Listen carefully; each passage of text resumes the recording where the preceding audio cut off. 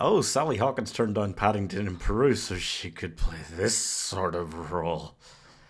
I see. Believe the spirit stays in the body for months after death.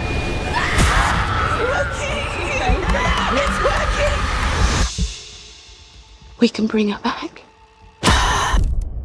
If you believe that the horror genre has nowhere original left to go, that there's nowhere new and traumatizing that it can venture, or that the trope where this person's been made to look crazy so no one will believe them thing has been worn out, then I've got news for you. Bring Her Back is either very inaccurate or a shocking indictment of the Australian foster care situation. These two kids lose their dad in the most traumatic opening scene since Midsommar, and then they're shipped off to live with Sally Hawkins, who in almost any other Sally Hawkins movie, that would be a dream.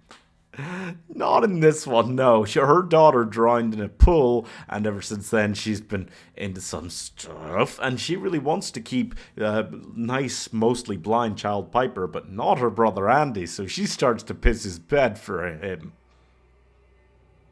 So she starts trying to convince Andy that he's crazy following the death of his abusive father. Piper literally cannot see what is happening right in front of her as the manipulation begins. And there's this other kid living with them, Connor, who, well, he's certainly not a picky eater. We could say that, yeah. He's about as just terrifying, his presence is as unnerving as the kid who gets chippity chopped in Hereditary.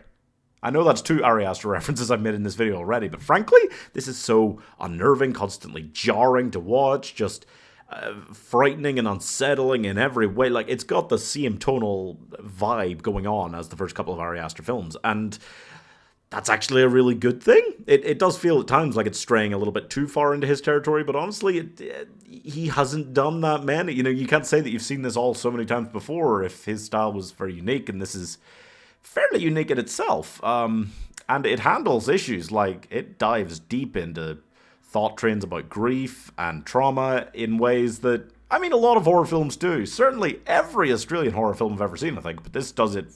I mean, I'm not a big fan of the Babadook, but I'd say this does it far better than that. Sally Hawkins is devastating in this role. The three child actors are all amazing. The kid who played Connor must be fucked up for life after some of those scenes. Dear Lord. Dear Lord. It's in the kind of category of horror films that I feel like I love it. I'm very impressed by it. Do I ever want to watch it again? Not sure. I could bring myself to. It's like the Schindler's List of horror films.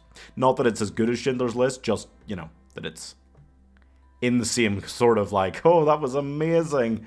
Never gonna want to watch that again. It is perhaps just a little bit too dramatic, hard-hitting, emotional, devastating to be like my favorite horror film, but I would give it a fair shot of being the best horror film of this year. It is really impressive. For me, it knocks Talk to Me out of the water, and I enjoyed Talk to Me.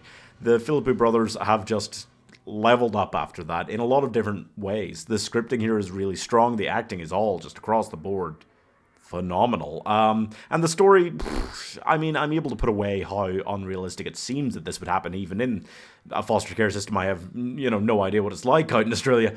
I was able to put that aside, just about, and keep enjoying the film without questioning too much, like, huh? What? You know? I feel like there are just rules in cinema about what you're willing to have happen to a child. And there's a long list of things that are like no-nos. And the horror genre even rarely breaks more than like maybe one of those. This feels like it breaks most of them.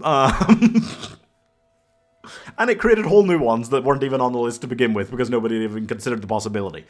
I don't know if that's necessarily, you know, I don't know if I would actually want to meet the Philippou brothers in real life because this is the second film where they have mostly terrible things happening to minors. But hey, you know, it's, yep, it is so much scarier and so much more, oh my god, when it's happening to actual kids. That's why the whole conversation about like the Hunger Games films is like, why don't they actually cast like teenagers? That's the point of the books, is that it's so much more devastating when this is happening to a child. And that is one of the things I really like about this, that Andy was played by an actual teenager and written like an actual teenager, you know? Kids of a certain age in horror films, like 10-year-olds, you're going to write much more like they are 10-year-olds, even if you're not necessarily casting a 10-year-old.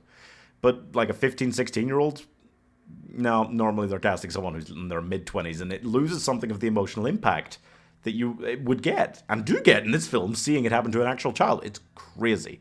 Anyway, I'm giving Don't Talk to Her 4 stars. I'm really excited to see what the Philippou brothers do next after this. I keep pronouncing their name like poo at the end. I feel like that's wrong. Doesn't matter. Yeah. Also, it is a problem. They've done 2 films now, and a lot of modern horror directors, they start to lose a little bit of something after the first couple of films, if you ask me. But hopefully not.